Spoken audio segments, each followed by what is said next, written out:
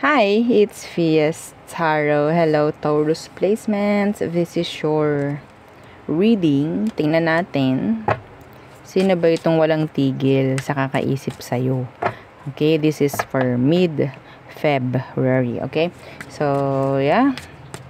Before tayo mag-start, kung hindi ka pa nakakapag-subscribe, please do subscribe. And yeah, hit the notification bell para lagi po tayo maging updated sa mga mangyayari pa lang. And syempre, kung may tanong pagdating sa private reading, just message me sa akin pong FB page for more info. Ganun rin po pagdating kay Perception of Light. And sa mga naghahanap ng healer, kay Kuya Dingsi naman po tayo magme-message. Okay? And yeah, sa mga interesado pagdating sa ating mga items, meron tayong tawag dito, Evil Eye Protection. Okay, meron tayong ring, meron tayong necklace and bracelets, no? Na Evil Eye Protection. Meron din tayo about love. So, anything about love. Kung meron mga gustong i-fix, meron mga gustong maayos na sitwasyon about love, so ito yung pwede kong mai-recommend sa iyo, si Love Bracelet. Okay, this is 7 inches long, no? Dito sa lock hanggang dito sa pagkakabitan.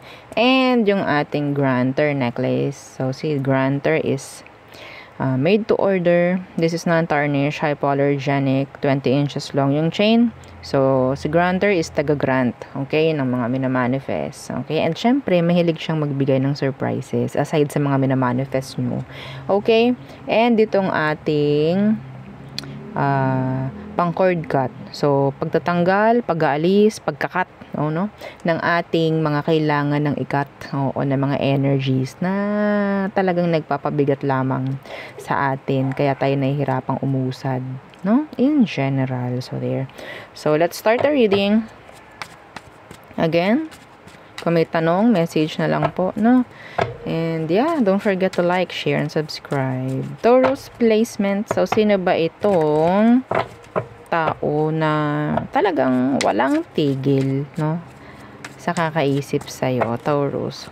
Sino ba ito? Let's see. Ano bang meron? Ano bang meron? Taurus. Sino itong tao na to na walang tigil sa kakaisip sa'yo? Description. Tingnan natin. Strength inversed. Pwedeng Leo. Iba sa kanila may pagkatamad. Napaka-specific nun, no? Iba sa inyo, pwedeng wala ka ng ginagawang effort pagdating sa kanya, or sila, wala silang ginagawang effort sa ngayon. What's with the strength inversed? Okay. 6 of Swords.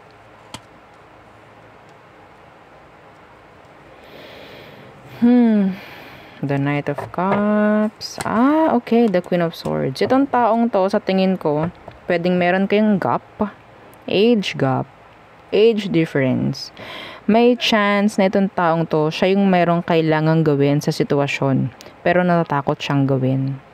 So, maybe kaya kanya iniisip ng iniisip kasi alam niya sa sarili niya na meron siyang kailangan gawing action pagdating sa'yo, sa sitwasyon nyo, mga ganyang bagay-bagay. Meron siyang mga kailangan like responsibility. Yung iba naman sa inyo, pwedeng kasal kayo ng taong to, may mga responsibilidad siya sa'yo, kaya hindi ka rin niya totally may alis sa utak niya. Okay, so ano bang meron? Anong sitwasyon nyo? Tingnan natin, bakit ka ba lagi nitong iniisip? Aside dyan sa nakita natin. Taurus.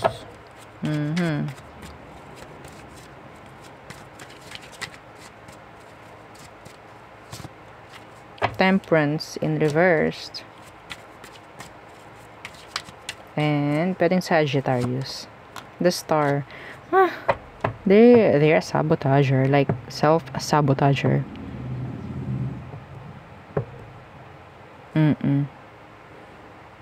No plans, no solid plans at all. The Knight of Wands in reversed. Hopeless. Itong taong to, sana ito na ikaw yung gumagawa. Pero kung wala kang ginagawa, Taurus, kaya nandito siya ngayon, iniisip ka, bakit kaya walang ginagawa si Taurus? May hihintayin pa ba ako? Kung ikaw wala kang ginagawa ngayon sa situation ninyo in general, they're becoming impatient. Nawawala na sila ng hope sa situation ninyo. That is why. Ano na kayang nangyari kay Taurus?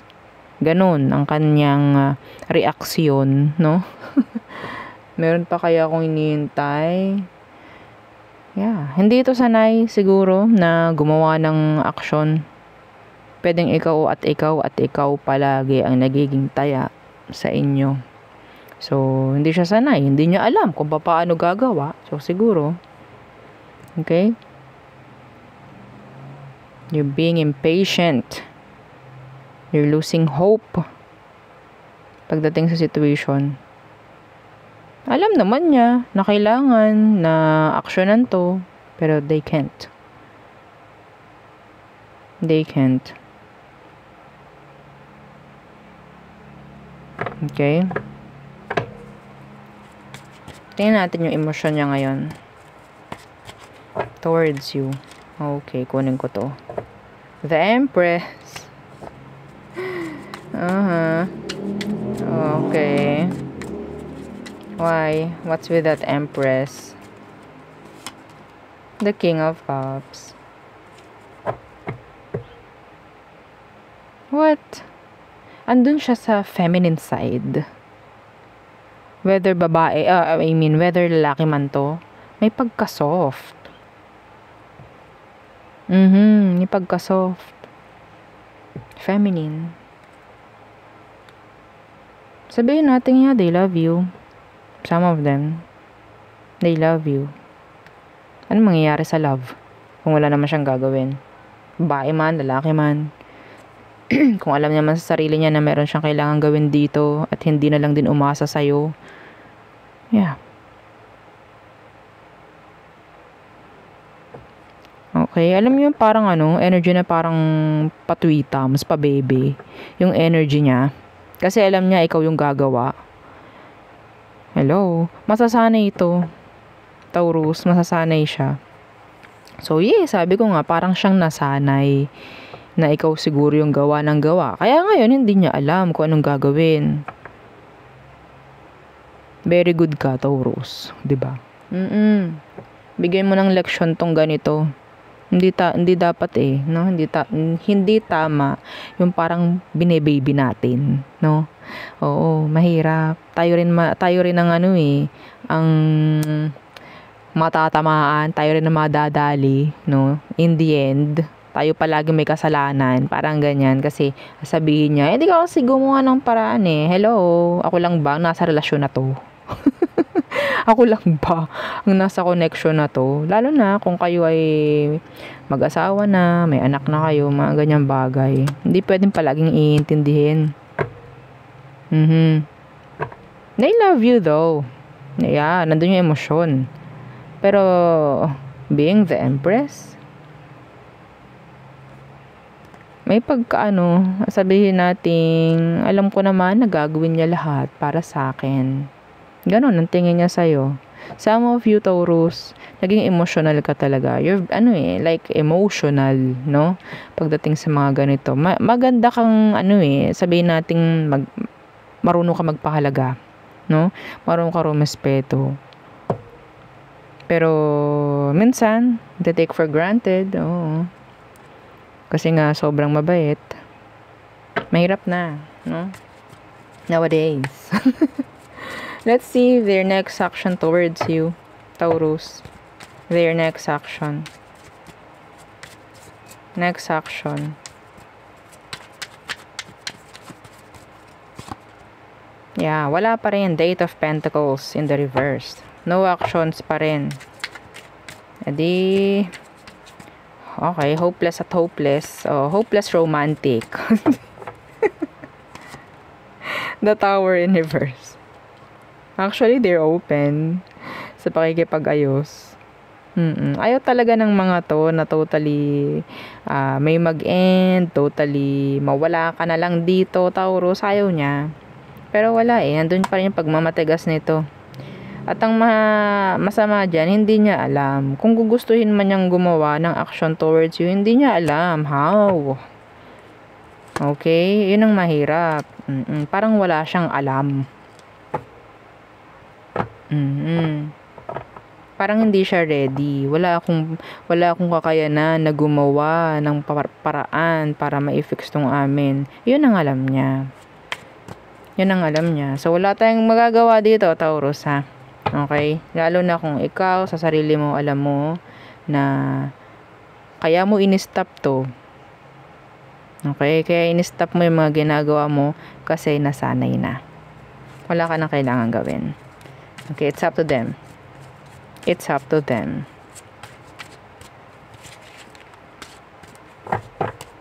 Let's see. Outcome/advice for Taurus. Yeah. Maikling reading lang. Okay? Tinignan lang natin kung sino itong nag-iisip sa'yo. Okay. The 7 of Wands in reverse. And the High Priestess in reverse. The 3 of Wands. The 3 of Cups. This is waiting game. Parang feeling niya nakikipaghintayan siya sa'yo. Para siyang nakikipag-uyuhan kung sino man yung unang gagawa. So, kung hindi ka nga niya, again, nakikita na gumagawa ng action, finifix to, hopeless na si person. Hindi na makapaghintay. Hindi na mapakali. So, outcome, the 7 of Wands in reverse and the High Priestess in reverse, hayaan mo lang. Yeah. Hayaan mo lang. Okay? Kasi nakuha ko dito lesson learned. Kaya siguro ganyan na nga yung ginawa mo. In-stop mo. Nag-pause ka. No? Huminto ka. Nag-break ka muna. Oops, break. Pumreno ka muna kasi alam mong mali na. Kailangan kasi ding matuto ng taong to. Hayaan mo na matuto siya. Hayaan mo na mag-step up siya. Okay? Meron ditong 6 of Swords. Parang sinasabi rito na kung anong kailangan ma-fix dito, ma-fix to. Parang ganyan. Pero hindi mo kailangan gumawa ng paraan.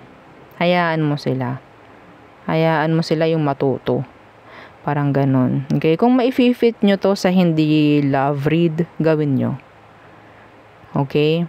Kasi may mga tao sa paligid nyo, anak nyo, kapatid nyo, na parang nagre-rely na lang din na nagre-rely sa inyo, dumidepende. Yeah, it's time for you na mag-pause muna, take a break, no? Oo, and sit and relax and let them, do the work, do the action. Okay? Yeah. Totoo naman. Kasi yun nga, hindi palagi sa pagtulong natin is matutulungan natin sila. Hindi naman matutulungan natin silang lalong magkaroon ng sabihin nating mawala ng alam sa buhay. Real talk. 'Di ba? Okay, so yeah. Yun lang ang aking nakikita. So, tayo tumungo sa all signs for you, Taurus. Okay. Aries through Pisces for you, Taurus. Okay, the zodiac sign you're dealing with or dealt with. Let's see. Taurus placements. Don't forget to like, share, and subscribe. Aries. They want to control you. They want control over you. Hindi mo siya mapapasunod. Taurus. They're in doubt. Actually, they're in doubt. Meron silang gustong gawin, sabihin, pero andun yung parang hindi sila sure. Gemini. Some of them, they're moving on, or sabihin natin hinahayaan na lang nila to kung anong meron sa inyo. Cancer, you're still invested. Okay, still waiting, maybe expecting something. Leo, they're being indecisive. They're a juggler. Some of them, they're cheating. Playing with you. Okay, Virgo, walang actions at all. They're in doubt, some of them. Conflicted. Okay? Kind of aloof. Parang ganyan. So, saan na tayo? Libra. Okay, so si Libra, I think, itong si Libra, andun yung energy about sayang. Parang ganun, yung energy, sayang. Panghihinayang. Yeah. I don't know why. Parang si Libra yung gusto mo pero hindi mo makuha. Parang ganun yung energy. Pwedeng vice versa or flip yung energy. So, Scorpio. So, it's like, sabihin natin, should I stay or should I go? Should I wait or hindi na or let go? Parang ganun siya. Pero nandun na siya, sasabihin natin, isa na lang, kaunti na lang, let go ko na to, or surrender ko na, parang ganyan. Or maybe you have to surrender this Scorpio. So, Sagittarius, they want a new beginning with you.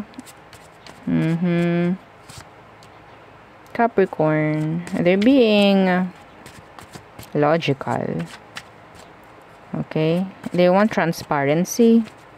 They want genuine. Kung ano man. Okay? Answers. Like that. Some of them, they're too cold. Distant. Okay? So, Aquarius, they want to commit. They want you, actually. Or maybe you want this. Aqua. You want to commit to an Aqua. Okay. So, Pisces, this is an energy of they want a new beginning, they want to flirt again, something like that. They want to get your attention. So there, yun ang aking reading for you, Taurus placements. Again, please don't forget to like, share, and subscribe, and follow our FB page. Thank you. Bye!